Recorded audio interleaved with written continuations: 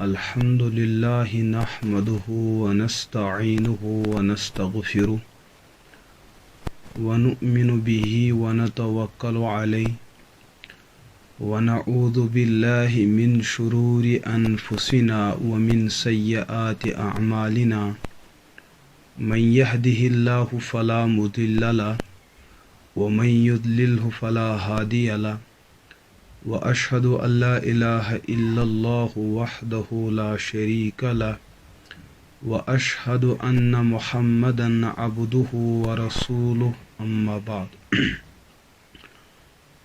قال رسول الله صلى الله تعالى عليه وسلم أنزل الناس على قدر منازلهم أو كما قال عليه الصلاة والسلام۔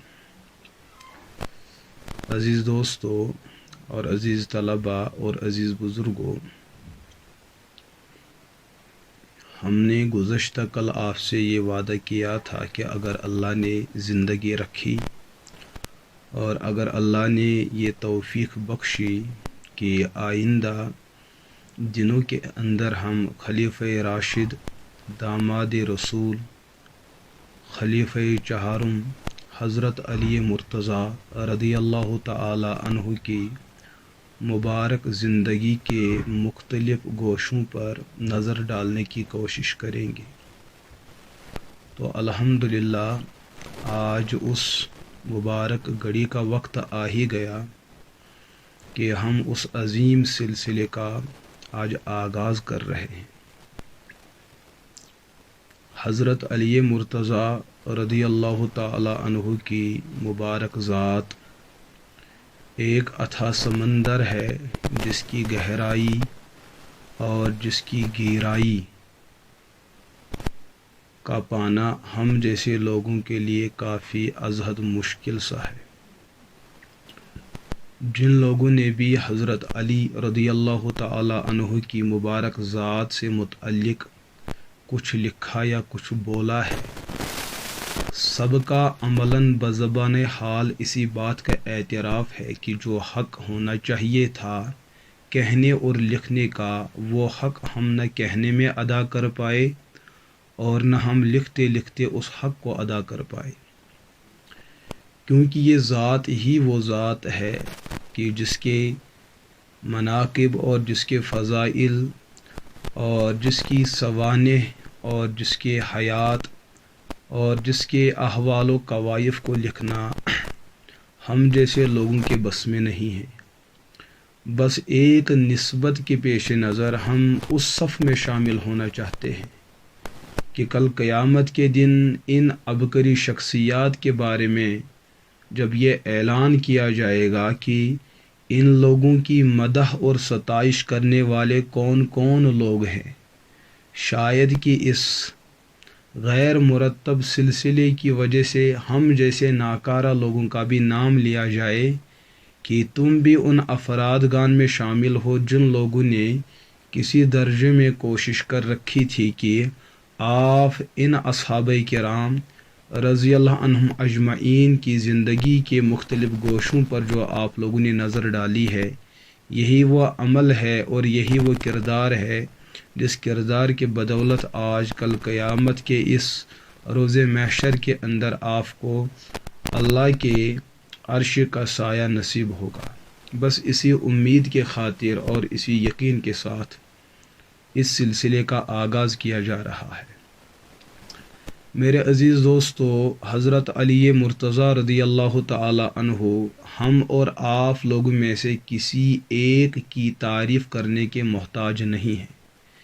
یہ وہ عظیم شخصیت ہے جن کی تعریف بذر وحی ہو چکی ہے، جن کی تعریف، جن کے فضائل اور جن کے مناقب اور جن کے مقام اور مرتبے کو اس کائنات کی سب سے عظیم تر ہستی حضرت محمد رسول اللہ صلی اللہ تعالی علیہ وسلم نے بیان کر رکھے ہیں، تو ہم جیسے لوگ کیسے ان کی تعریف کا حق ادا کر سکتے ہیں؟ ان مقدس ہستی کے ساتھ ہمارا ایمان کا تعلق ہے، ہمارے اسلام کا تعلق ہے، ہمارے احسان کا تعلق ہے، ہماری شریعت میں جب تک حضرت علی ہے تو شریعت میں کمال ہے۔ اگر ہم نے اس شریعت سے حضرت علی رضی اللہ تعالی عنہ کے کردار کو نکالا تو وہ شریعت نقصان کے زمرے میں آ سکتی ہے۔ لہذا علی ہمارا ایمان ہے، حضرت علی رضی اللہ تعالی عنہ ہمارا اسلام ہے، حضرت علی رضی اللہ تعالی عنہ ہمارے اخلاق ہے، حضرت علی رضی اللہ تعالی عنہ ہمارا احسان ہے۔ شریعت کے جتنے بھی شعبہ جات ہیں ان تمام شعبہ جات میں حضرت علی رضی اللہ تعالی عنہ کا بھرپور کردار موجود ہے۔ ہم کسی ایک شعبے سے حضرت علی رضی اللہ تعالی عنہ کو نہیں نکال سکتے ہیں۔ اگر ہم نے نکالنے کی جسارت اور حماقت کی تو ہمارے دل سے ایمان نکل جاوے گا۔ لہٰذا میرے عزیز دوستو، یہ ہمارے ایمان کا ایک حصہ ہے۔ اسی وجہ سے آج ہم نے اس سلسلے کا آغاز کیا کہ حضرت علی رضی اللہ تعالی عنہ کی شخصیت سے متعلق کچھ متعدد امور کو آپ کی خدمت میں عرض کیا جاتا ہے۔ تو سب سے پہلے حضرت علی رضی اللہ تعالی عنہ کا شجرہ اور ان کا تعارف آپ کی خدمت میں عرض کیا جاتا ہے۔ یہ بات تو سبھی اہلیان اسلام اور اہلیان ایمان کے علم میں ہے کہ خلیفہ راشد، خلیفہ چہارم، زوج فاطمہ، بابا حسن و حسین و محسن رضی اللہ عنہم، ان کے والد گرامی کا نام ہوتا ہے علی۔ علی عین، لام اور چھوٹیا علی۔ علی کے معنی ہے برتر و بالا، مقام و مرتبے والا۔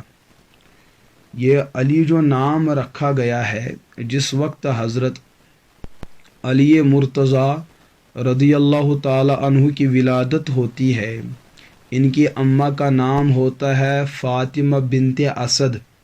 جب حضرت علی رضی اللہ تعالی عنہ کی پیدائش ہوتی ہے، اس وقت ان کے والد کسی سفر پہ ہوتے ہیں، تو ان کی اماں حضرت فاطمہ بنت اسد رضی اللہ تعالی عنہا ان کا خود نام رکھتی ہے اسد، اور بلکہ ایک روایت کے اندر ان کا جو نام رکھا گیا ہے وہ ہے حیدر۔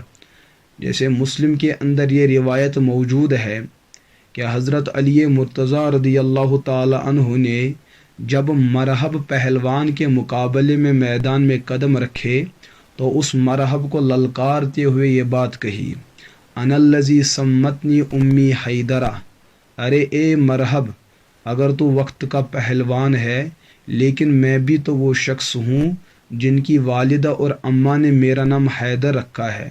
کلیث غابات کریہ المنظرہ، میں تو جنگلات کے شیروں میں ایک ایسا شیر ہو اور ایک ایسا پہلوان ہوں جسے جنگلات کا پورا منظر خوف کھاتا ہے۔ میں کوئی چھوٹی شخصیت نہیں ہوں، میرا بھی ایک مقام اور میرا بھی ایک منصبہ ہے، میری ایک شجاعت کی ایک داستان ہے۔ میری والدہ نے میرا نام رکھا ہے حیدر۔ تو روایت کے اندر یہ بات موجود ہے، جیسے شرح مسلم نووی نے شرح مسلم کے اندر یہ بات رکھی ہے کہ جس وقت حضرت علی مرتضیٰ رضی اللہ تعالی عنہ کی ولادت ہوتی ہے، ان کی اماں نے ان کا نام اسد رکھا اور اسی کا مترادف دوسرا لفظ ہے حیدر۔ لیکن مورخین کا کہنا ہے جس وقت حضرت علی مرتضیٰ رضی اللہ تعالی عنہ کے والد گرامی سفر سے تشریف لاتے ہیں تو انہوں نے اپنے اس بیٹے کا نام رکھا ہے علی، تو اسی وجہ سے تاریخ کی کتب کے اندر حضرت علی کا نام کبھی اسد کے نام سے جانا جاتا ہے، کبھی ان کا نام ہم حیدر کے نام سے جانتے ہیں، اور کبھی ہم ان کا نام علی کے نام سے جانتے ہیں۔ اور یہ تو نام کی بات ہے، علم، اسم علم جس کو کہتے ہیں۔ انسان کا ایک دوسرا نام ہوتا ہے جس کو ہمارے عرف اور دیار میں کنیت کہتے ہیں۔ حضرت علی رضی اللہ تعالی عنہ کی متفرق کنیتیں ہوا کرتی تھی۔ ایک کنیت ان کی ابو الحسن تھی، اور دوسری کنیت ان کے ابو الحسنین، اور تیسری کنیت ان کی ابو تراب، اور چوتھی کنیت بتائی جاتی ہے ابو القزم۔ جہاں تک ابو الحسن کی بات ہے، چونکہ حضرت علی رضی اللہ تعالی عنہ کے ایک فرزند ہوتے ہیں حضرت حسن، ان کی طرف نسبت کرتے ہوئے حضرت علی کی کنیت ہوتی ہے ابو الحسن، حسن کے والد گرامی۔ حسن رضی اللہ تعالی عنہ جس وقت پیدا ہوتے ہیں، حضرت علی نے ان کا نام رکھا حرب۔ حضور علیہ الصلوۃ والسلام کو جب اس کا علم ہوتا ہے تو حضور نے اس نام کو بدل کر حسن رکھا نام، تو اسی نام کی طرف نسبت کرتے ہوئے علی کی کنیت ہے ابو الحسن۔ حسن ایک بڑے لڑکے کا نام ہے، دوسرے لڑکے کا نام ہے حسین۔ جب حسن اور حسین لفظوں میں جمع کیا جاتا ہے اس کو کہتے ہیں حسنین، دو حسن، تو ان دو کی طرف نسبت کرتے ہوئے ان کو ابو الحسنین کہا جاتا ہے۔ اور تیسری کنیت ہے ابو تراب۔ ابو الحسن اور ابو الحسین یہ کنیت نسبی ہے۔ کنیت نسبی اس کنیت کو کہا جاتا ہے جس میں باپ کو بیٹے کی طرف جوڑ دیا جاتا ہے، جس میں باپ کو اپنے نسبی بچے کی طرف جوڑ دیا جاتا ہے، اس کو کنیت نسبی کہتے ہیں۔ اور ایک کنیت ہوتی ہے وصفی، کسی مسئلے کی وجہ سے، کسی خصوصیت اور کسی واقعے کی وجہ سے اس شخص کے نام کو جوڑا جاتا ہے اس خاص واقعے کی طرف۔ ابو تراب، ابو تراب کا لفظی معنی ہوتا ہے مٹی والا۔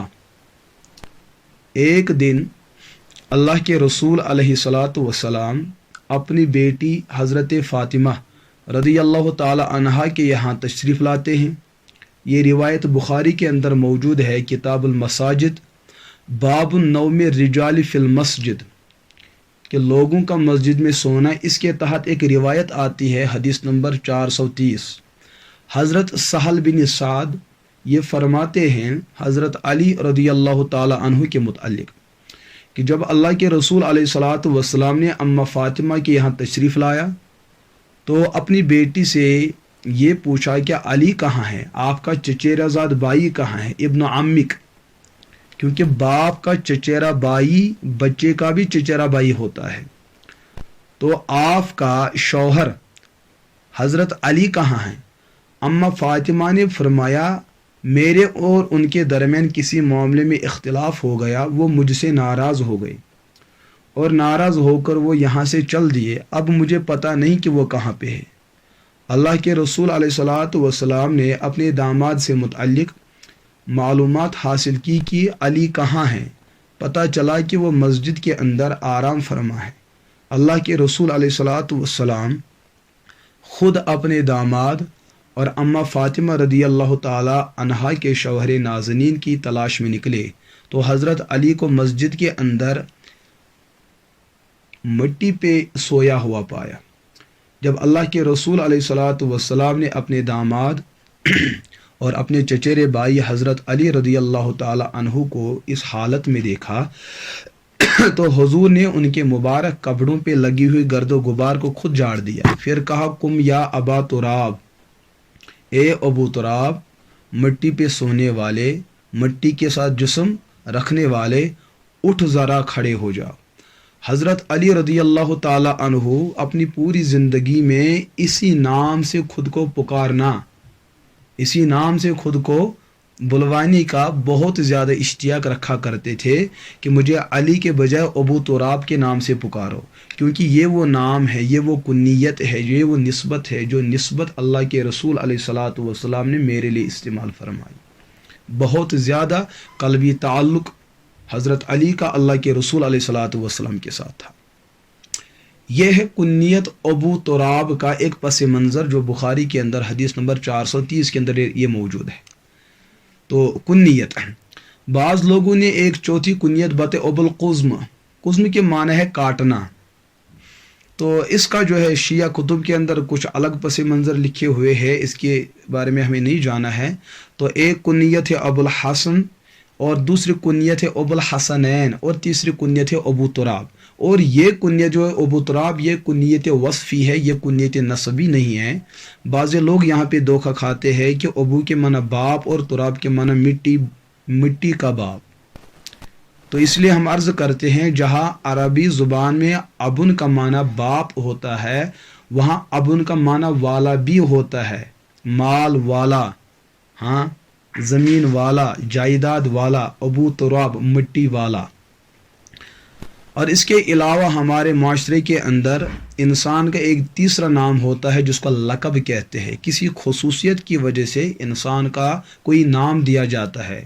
حضرت علی کا ایک لقب ہے اسد اللہ، اور دوسرا لقب ہے حیدر، اور تیسرا لقب ہے مرتضی۔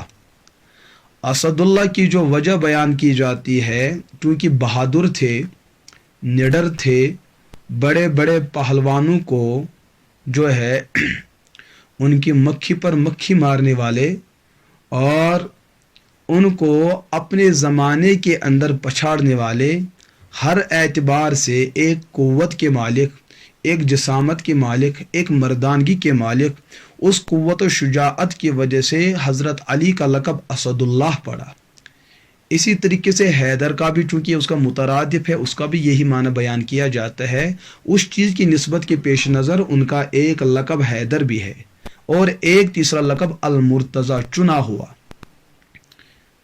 اس چنے ہوئے کے معنی بہت سارے ہو سکتے ہیں کہ حضور علیہ الصلوۃ والسلام نے اپنی بیٹی کے لیے خاوند کی حیثیت سے علی مرتضی کو چنا تو مرتضی ہو گئے۔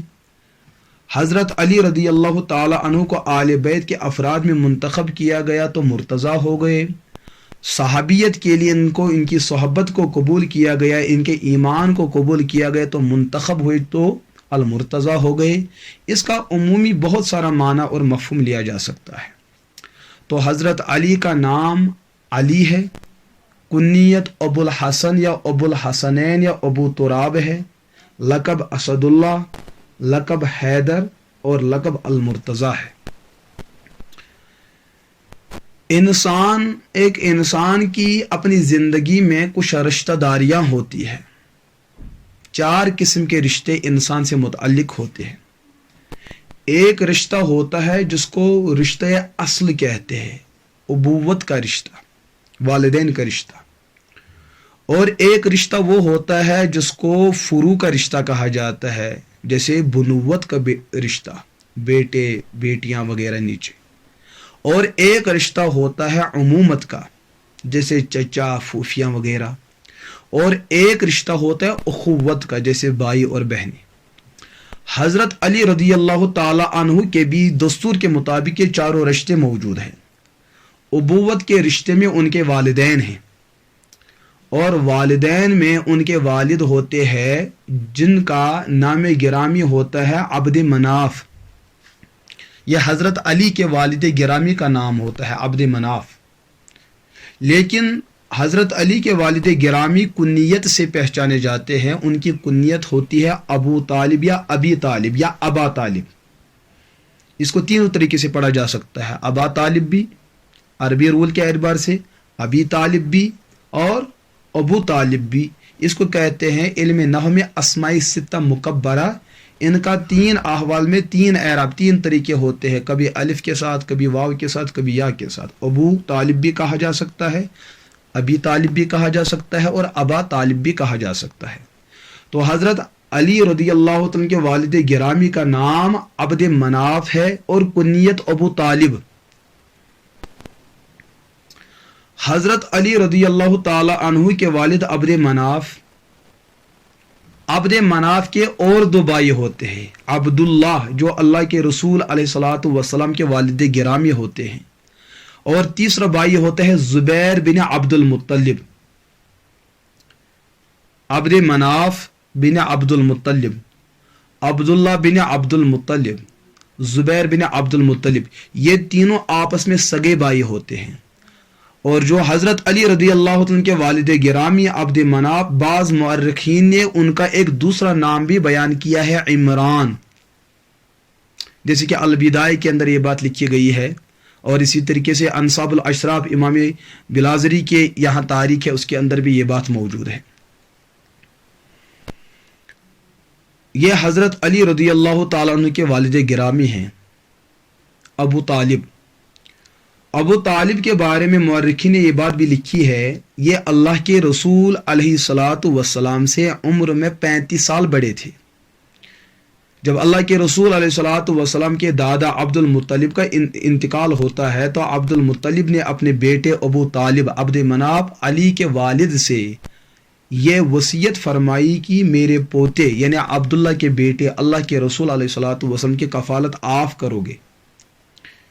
یہی وجہ ہے کہ جب ہم نے تاریخ کو دیکھا، تاریخ کے اندر جو حضور کے کفالت کی بات آتی ہے، یہ مشہور ترین واقعات اور متعدد مورخین نے اس بات کو صراحت اور دلائل کے ساتھ پیش کیا ہے کہ حضور علیہ الصلاۃ والسلام کی جو کفالت کی ذمہ داری اٹھائی ہے وہ ابو طالب عبد مناف علی مرتضیٰ کے والد گرامی نے اٹھائی ہے۔ جبکہ کچھ مورخین نے کچھ ضعیف اقوال بھی پیش کیے ہیں کہ حضرت اللہ کے رسول علیہ الصلاۃ والسلام کے زمانے بچپن کے اندر جو کفالت کی ذمہ داری کو برداشت کیا ہے وہ زبیر بن عبد المطلب یعنی کہ حضور کے دوسرے چچا نے اس ذمہ داری کو اٹھایا، لیکن مورخین نے اس بات کو زیادہ قبول نہیں کیا ہے۔ اصل بات وہی ہے کہ علی مرتضیٰ رضی اللہ تعالی عنہ کے والد ابو طالب عبد مناف ہی نے حضور علیہ الصلاۃ والسلام کی کفالت کی ذمہ داری اٹھائی۔ تو یہ بات بھی مورخین نے اس بات کو لکھا ہے۔ اور ابو طالب کے بارے میں کتابوں میں یہ بات بھی آئی ہے کہ حضور علیہ الصلاۃ والسلام کے نبوت کے ملنے کے بعد 10 سال تک ابو طالب زندہ رہتے ہیں۔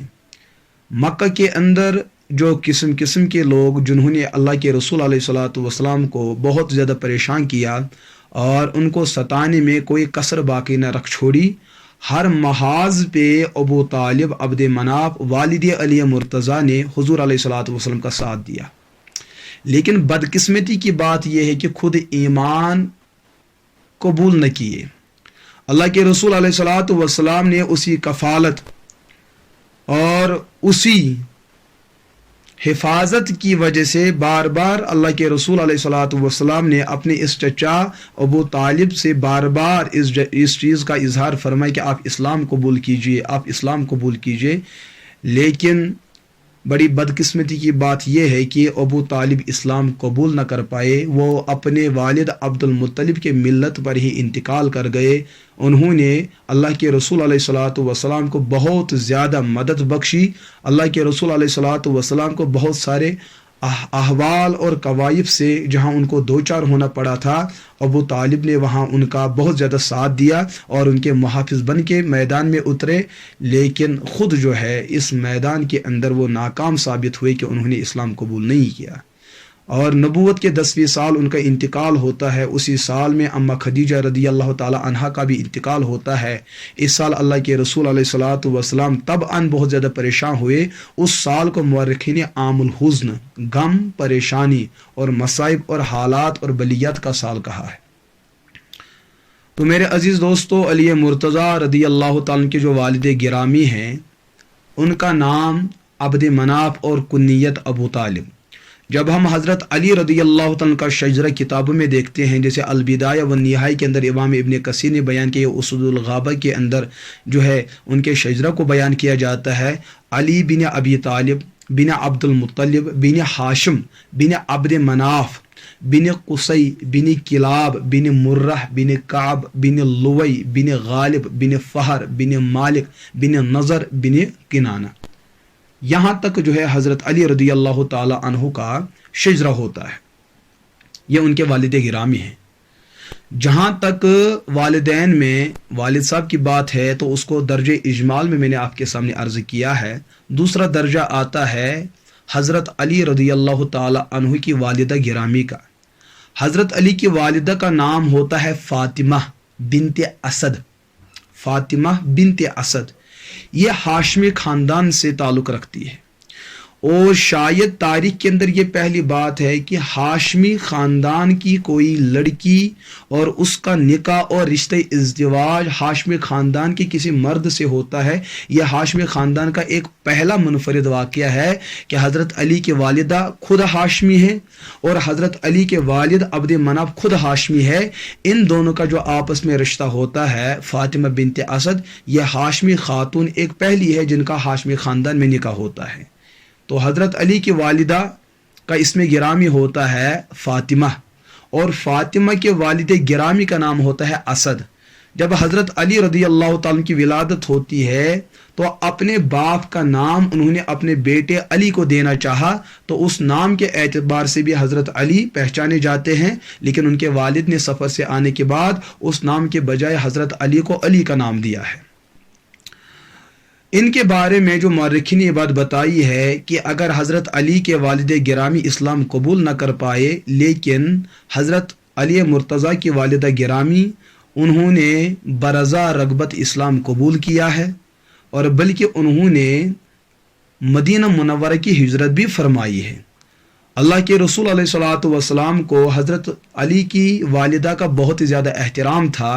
रिवायात में ये बात मौजूद है, जिस वक्त हज़रत अली की वालिदा गिरामी का इंतकाल होता है, अल्लाह के रसूल अलैहिस्सलातु वस्सलाम खुद कब्र में उतरते हैं और कब्र के जो इंतज़ामी उमूर होते हैं उनको खुद जो है बजा लाते हैं, सर अंजाम देते हैं, और एक खुसूसियत के पेश नज़र साहबा के सामने उनका खिराज तासीन पेश करते हैं कि हज़रत अली के वालिदा गिरामी ने मेरे हक़ में बहुत ज़्यादा एहसानात का मामला फरमाया है, बहुत सारे महाज पे उन्होंने हमारी तायद बख्शी है।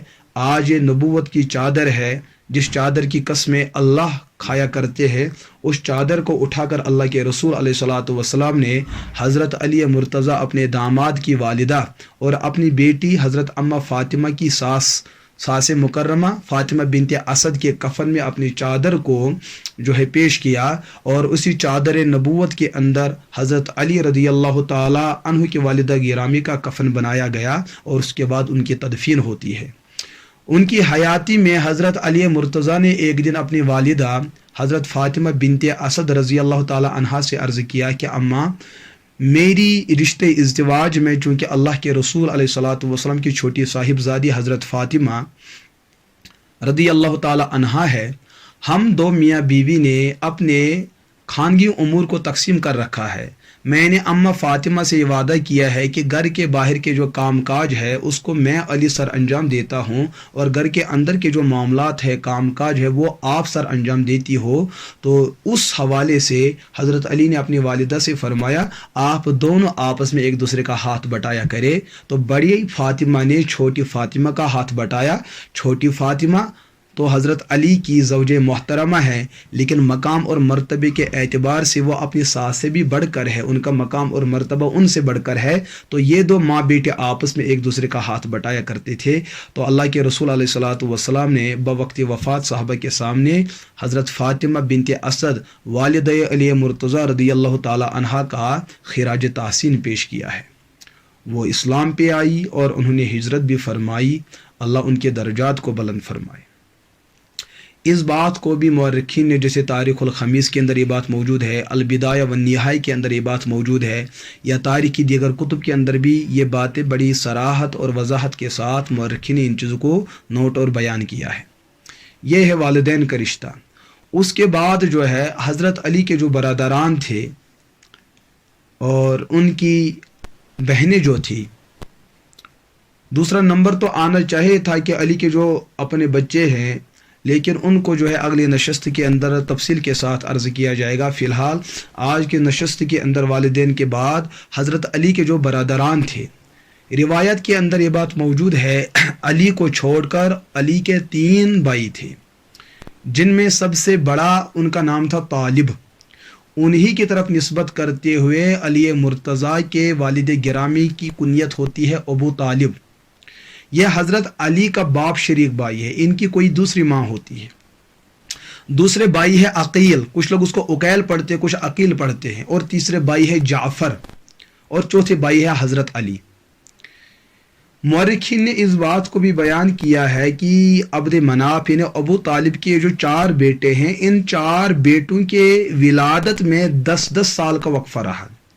अगर तालिब 10 साल पहले पैदा होते हैं, 10 साल के बाद अकील पैदा होते हैं, उनके 10 साल गुजरने के बाद जाफ़र पैदा होते हैं, और उनके 10 साल गुजरने के बाद अली पैदा होते हैं।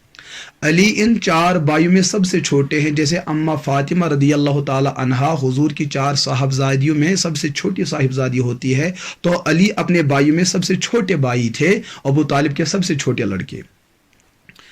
تو جہاں تک حضرت علی کے بڑے برادر طالب کی بات آتی ہے، ان کے بارے میں البدایہ و نہایہ کے اندر امام ابن کثیر رحمۃ اللہ تعالی علیہ فرماتے ہیں کہ اس نے اپنی زندگی میں اسلام کو قبول نہیں کیا ہے۔ یہ غزوہ بدر میں کفار کی طرف سے مسلمانوں کے خلاف لڑ رہے تھے، اور اسی غزوے کے اندر ان کو مارا گیا اور ان کا انتقال ہوتا ہے بحالت کفر۔ لیکن یہ بات بھی ہے کہ یہ حضرت علی کا باپ شریک بھائی ہے، نہ کہ ماں شریک۔ حضرت علی، حضرت عقیل اور جعفر کی والدہ فاطمہ بنت اسد ہوتی ہے، لیکن طالب کی کون والدہ ہوتی ہے تاریخ میں نے اس بات کو نہیں پایا ہے، تو کون ہوتی ہے اس کو آپ مورخین کی کتابوں سے تلاش کر سکتے ہیں۔ یہ ہے پہلے برادر۔ دوسرے بھائی ہوتے ہیں عقیل، یہ جعفر اور علی رضی اللہ عنہما سے بڑے ہوتے ہیں۔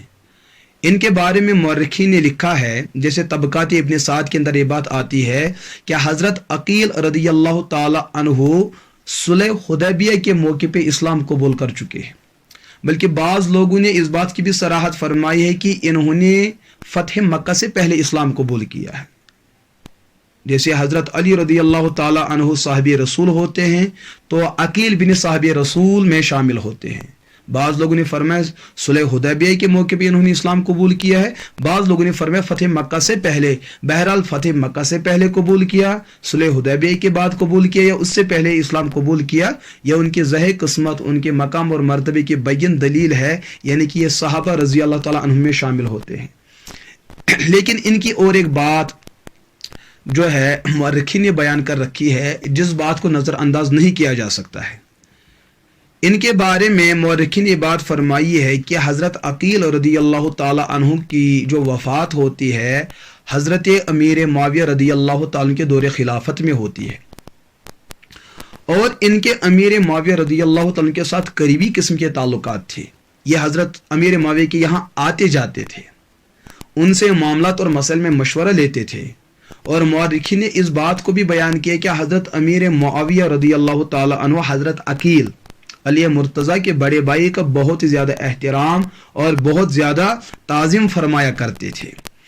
یہ وہ واقعہ ہے جس سے اس بات کی نشاندہی کی جا سکتی تھی کہ بنو ہاشم اور بنو امیہ کا آپس میں گہرائی کا اور گہرائی کا آپس میں تعلق تھا۔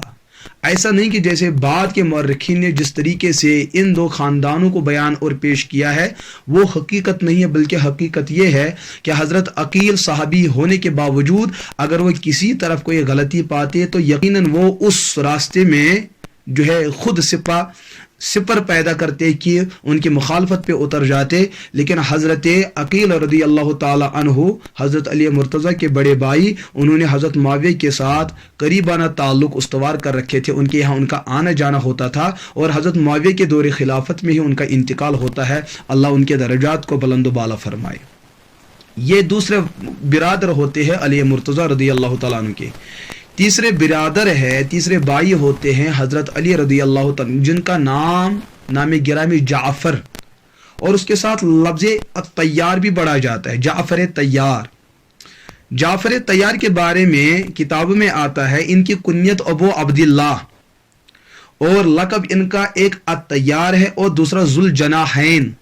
طیار کے معنی ہے اڑنے والے، ذوالجناحین کے معنی دو پروں والے۔ اس کی بھی ایک وجہ ہے، اللہ کے رسول علیہ الصلوۃ والسلام نے اس کی وجہ روایت کے اندر اس وجہ کو بیان کیا گیا ہے۔ مورخین نے یہ بات لکھی ہے کہ جعفر طیار خلق اور خلق، اخلاق اور شکل و شبیہ کے اعتبار سے اللہ کے رسول علیہ الصلوۃ والسلام کے بہت زیادہ مشابہ تھے۔ ان برادران میں ابی طالب کے 4 لڑکوں میں سب سے زیادہ شکلاً اور اخلاقاً اور کرداراً سب سے زیادہ قریب بمشاہبت جو ہوتے ہیں اللہ کے رسول علیہ الصلوۃ والسلام کے، وہ حضرت جعفر طیار رضی اللہ تعالی عنہ۔ اور ان کے بارے میں مورخین نے یہ بات بھی لکھی ہے، یہ قدیم الاسلام صحابی ہے۔ جب مسلمانوں میں صرف 26 یا 25 لوگوں نے اسلام قبول کیا تھا، ان کے بعد ہی حضرت جعفر طیار رضی اللہ تعالی عنہ نے اسلام قبول کیا ہے۔ جہاں ان کا اسلام ثابت ہے وہاں انہوں نے ہجرت کی دونوں فضیلتیں پائی ہے. جہاں مسلمانوں کی پہلی ہجرت حبشہ کی طرف ہوتی ہے تو انہوں نے حبشہ کی طرف بھی ہجرت فرمائی, اور دوسری ہجرت مسلمانوں نے مدینہ منورہ کی طرف فرمائی, اس ہجرت کو بھی انہوں نے پایا ہے. بلکہ مورخین نے یہ بات بھی لکھی, جعفر طیار نے جب حبشہ کی ہجرت فرمائی تو حبشہ کے بادشاہ کے سامنے انہوں نے اسلام کی خوبیوں کو بیان کیا. وہ بہت زیادہ جو ہے حیرت سے رہ گئے کہ حضرت جعفر طیار بہت زیادہ زیرک اور بہت زیادہ حساس اور حاضر جواب انسان ہوا کرتے تھے. اللہ نے ان کو اعلیٰ قسم کا مقام اور مرتبہ فرمایا کہ مورخین نے اس بات کو لکھا ہے جعفر طیار رضی اللہ تعالی عنہ ان کی شہادت غزوہ موتا میں ہوتی ہے. غزوہ موتا 8 ہجری کے اندر ہوتا ہے. اس غزوے کے اندر جو اللہ کے رسول علیہ الصلوۃ والسلام جو امیر لشکر جن کو بنایا تھا وہ زید بن حارث رضی اللہ تعالی عنہ کو بنائے رکھا تھا. لیکن اس غزوے کے بارے میں حضور علیہ الصلوۃ والسلام نے قبل از وقت یہ پیشن گوئی فرمائی تھی کہ اس لشکر کا, اس جماعت کا جو جھنڈا رہے گا وہ زید بن حارث کے ہاتھ میں رہے گا. اگر ان کی شہادت ہوتی ہے پھر وہ جھنڈا حضرت جعفر طیار رضی اللہ تعالیٰ عنہ کے ہاتھ میں اس کو منتقل کیا جائے گا. اگر جعفر طیار بھی شہید ہوتے ہیں ان کے بعد وہ علم, اس لشکر کا علم جو ہے عبداللہ ابن رواحہ رضی اللہ تعالیٰ عنہ کے ہاتھ بھی دیا جائے گا. اور اگر وہ بھی شہید ہوتے ہیں تو پھر اس لشکر کا جھنڈا جو ہے حضرت خالد بن ولید رضی اللہ تعالیٰ کے ہاتھ میں دیا جائے گا. یہ جو بات آئی ہے خالد بن ولید کے بارے میں شہادت کی بات روایت میں نہیں ملتی ہے, تو ان 3 شخصیتوں کے بارے میں اللہ کے رسول علیہ الصلوۃ والسلام نے قبل از وقت فرمایا اگر ان کی شہادت ثابت ہو جاتی ہے تو یہی وہ غزوہ ہے جس غزوے کے اندر یہ تینوں کی تینوں افراد شہادت کا مقام پاتے ہیں. حضرت جعفر طیار رضی اللہ تعالی عنہ اسی غزوے کے اندر شہید ہوتے ہیں. اس غزوے کے اندر ان کے دونوں مبارک ہاتھ کاٹے جاتے ہیں, دونوں ہاتھوں کی قربانیاں لگتی ہیں, اور یہاں تک کہ ان کے مبارک جسم پر 54 عدد زخم لگتے ہیں. پورے جسم کو جب دیکھا گیا ان کے پورے جسم میں مورخین بیان کرتے ہیں 90 عدد مقامات پر حضرت جعفر طیار کے زخم لگ چکے تھے. اللہ کے رسول علیہ الصلوۃ والسلام نے حضرت جعفر کے بارے میں فرمایا اللہ کو ان کی شہادت اتنی پسند اور اللہ کے ہی اتنی مقبول شہادت یہ پیش کر چکے ہیں, جنت کے اندر اللہ ان کو 2 پروں سے نوازیں گے جن سے یہ اڑتے رہیں گے.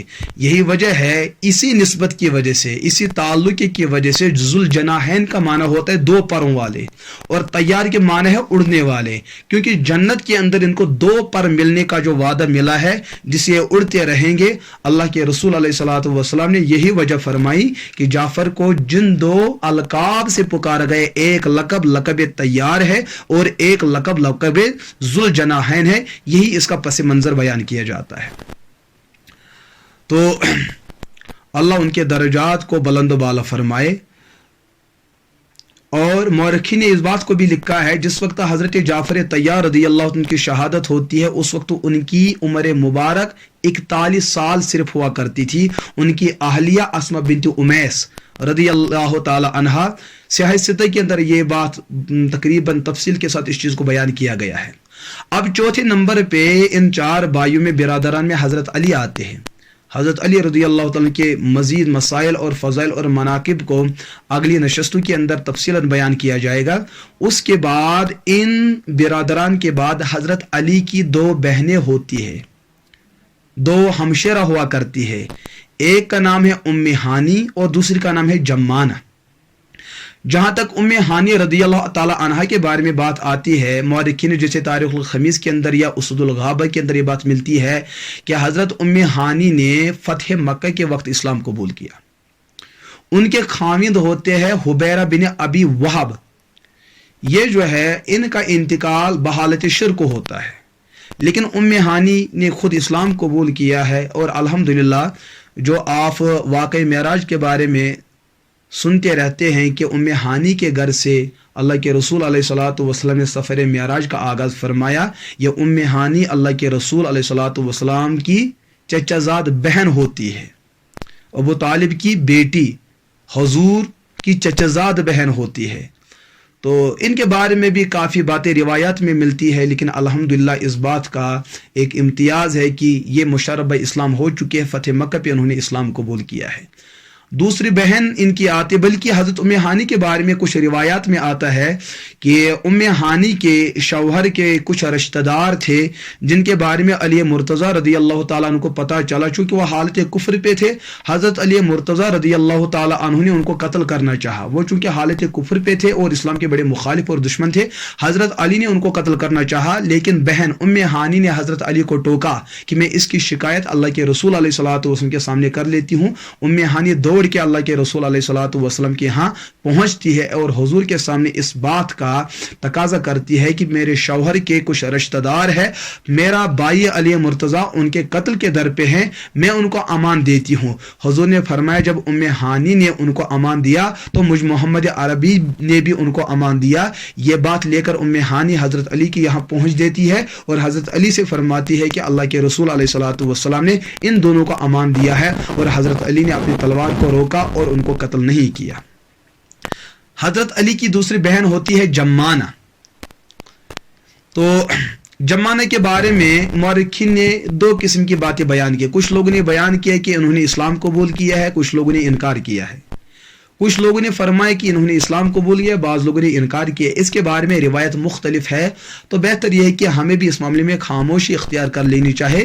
البتہ ان کے بارے میں یہ روایت میں موجود ہے، ان کے خاوند ہوتے ہیں ابو سفیان بن حارث۔ ابو سفیان بن حارث نے فتح مکہ کے وقت جو ہے اسلام قبول کیا ہے۔ ان کے خاوند کے بارے میں یقین کے درجے میں روایت میں ملتا ہے انہوں نے اسلام قبول کیا ہے، لیکن جمانہ ابی طالب کی یہ والی بیٹی اور حضرت علی کی یہ والی بہن، ان کے بارے میں اسلام کے قبول اور عدم قبول کے بارے میں دونوں قسم کی روایت ملتی ہے۔ جہاں آپ کسی معاملے میں کسی نتیجے پر نہ پہنچ پاؤ گے، وہاں پر قانون کا تقاضا یہ ہے کہ وہاں الصمت و سکوت، وہاں پر ہمیں خاموش رہنا چاہیے۔ یہ کچھ غیر مرتب معروضات تھی کہ حضرت علی رضی اللہ تعالیٰ کے خاندان کے کسی متعدد حصے کو آپ کی خدمت میں عرض کیا گیا۔ اگر اللہ نے زندگی رکھی آئندہ دروس اور اسباق کے اندر جو ہے حضرت علی رضی اللہ تعالیٰ کے دیگر واقعات اور فضائل، مناقب اور تعلقات کو بیان کیا جائے گا۔ اللہ ہمیں مسئلے کو سمجھنے کی توفیق عطا فرمائے اور ہمیں استقامت اور عافیت کے ساتھ اس مسئلے کو آخر تک لینے کی توفیق عطا فرمائے۔ وآخر دعوانا ان الحمد للہ رب العالمین۔